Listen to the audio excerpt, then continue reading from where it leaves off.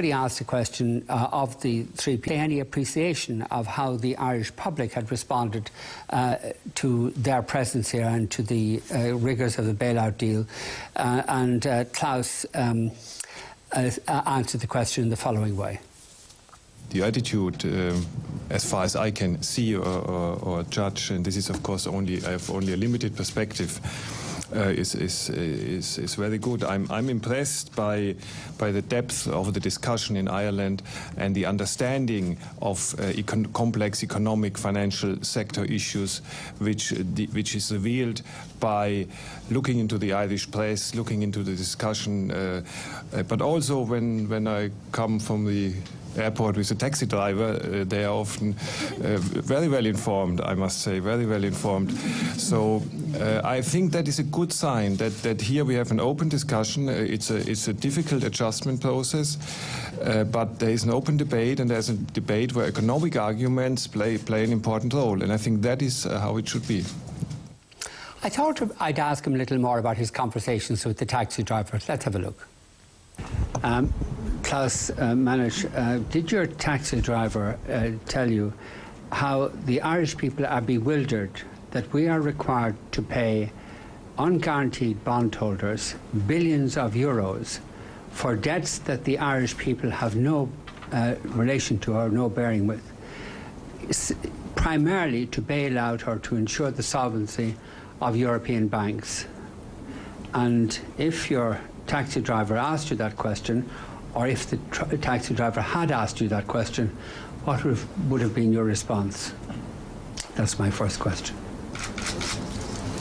Well, can we take a couple together? Can you ask the second question? Well, my second question is a completely different issue, and okay. I may have a follow-through if Mr. Masters doesn't answer the question in a way that would illuminate the taxi driver's understanding of all this. I would have a follow-through question. Right. Can I ask you then to pass the mic, and we'll come back to you for the second question? Yeah, well, if you don't mind, that's a way of breaking up the exchange, and I would prefer if it went this way. We have a tradition in Irish journalism that we pursue issues, and that when somebody doesn't ask a question, we follow through on it. And I hope that tradition will be respected on this occasion. So could you answer the question? Answer the question. Yeah. Mr. Vincent, I have answered a very similar question of you. I think it was 2 reviews ago. You addressed the question. You addressed the question previously. I addressed the question. Yes. I answered it. I would say I can understand that this is a difficult decision to be made by the government, and there's no doubt about it. But there are different aspects of the problem to be balanced against each other, and I can understand that the government came to the view that all in all the costs for the Irish people, for the stability of the banking system, for the confidence in the banking system of taking certain action in this respect, which you were mentioning, could likely have been much bigger than the benefits for the taxpayer, which of course would have been there. So the financial sector would have been affected, the confidence of the financial sector would have been negatively affected, and I can understand that there was a difficult decision, but that the decision was taken in this direction. Yeah, that doesn't address the issue. We are required to pay in respect of a defunct bank. There's no bearing on the welfare of the Irish people at all.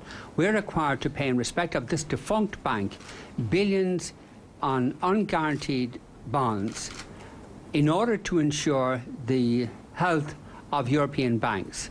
Now, what would you explain? How would you explain that situation to the taxi driver that you talked about earlier? I think I have addressed the question. No, you haven't addressed the question, because you've referred to the viability of the Irish financial institutions. This financial institution I'm talking about is defunct. It's over, it's finished. Now, why are the Irish people required, under threat from the ECB, why are the Irish people required to pay billions to unguaranteed bondholders under threat to the ECB? You didn't answer the question the last time, so maybe you'd answer it this time. Well, I think he doesn't have anything to add to what he's already said. Sorry, just a minute. This isn't good. This isn't good enough. Sorry, this isn't good enough. You people are intervening in this society, causing huge damage by requiring us to make payments not for the benefit of anybody in Ireland, but for the benefit of European financial institutions. Now, could you explain why the Irish people are inflicted with this burden? Well, I think I have addressed the question. You've nothing to say. There's no answer. Is that right? Is that it? No answer? I have given an answer. He's given an answer. You have given an answer that doesn't address the question. That's your view. That is my view, and I think it would be the view of the taxi driver and the view of our viewers tonight. Right. Can we please move on?